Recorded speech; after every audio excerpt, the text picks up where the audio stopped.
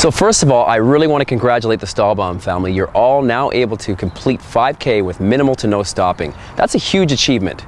So what we're going to do now is, for the upcoming weeks, we have some hill training to incorporate, which is going to increase your capacity. It's going to make that run much more comfortable for you. So now that we know you're all capable of running 5 kilometers for the most part without stopping, we're going to take that week 8 run program, which was 8 minutes running, 2 minutes walking, and I want you to expand that 8 minutes for a full 40 minutes, okay? So the whole idea here is take 2 days out of the week, 40 minutes, try to run without stopping for that entire 40 minutes. And I know you can do it.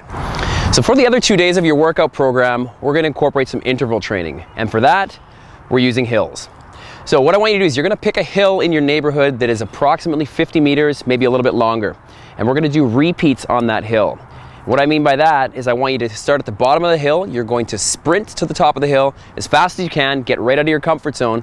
On the way down, you're going to do a light jog, okay? So the point being here is you're going to run the entire time. Light jog on recovery the way down, and then you're going to sprint on the way up. All right, the cool thing about this is you all, Stahlbaum family, you all have a heart rate monitor. So we can use this as an effective tool to know when you're supposed to do your hill sprint and when you do your recovery.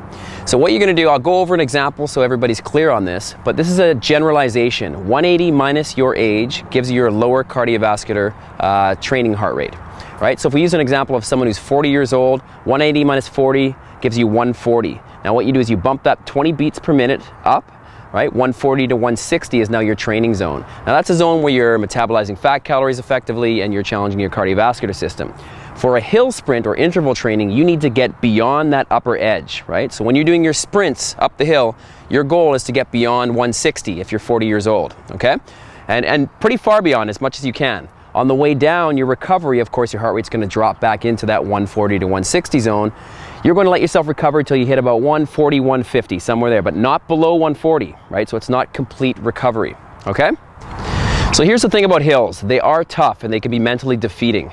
And this particular race that you have coming up does have a hill at the end of it. So this is going to train you mentally and physically for it.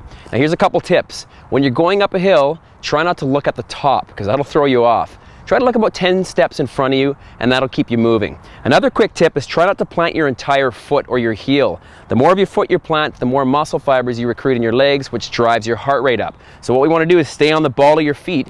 The higher the incline, the more you're on the ball of your feet, and you're just doing a nice little bounce as you go up the hill. That's going to use your calves and Achilles, and it's going to keep your heart rate a little bit more level than it would be if you're engaging your entire leg. So now that we're clear on that, 15 reps of the hill, sprint up, push yourself as hard as you can, get into that anaerobic zone that we talked about, and then light recovery until you recover, but you're still breathing heavy. You may be able to carry a conversation, but you're not completely relaxed, completely recovered, all right? So let's get to it. It's going to benefit you in the long run.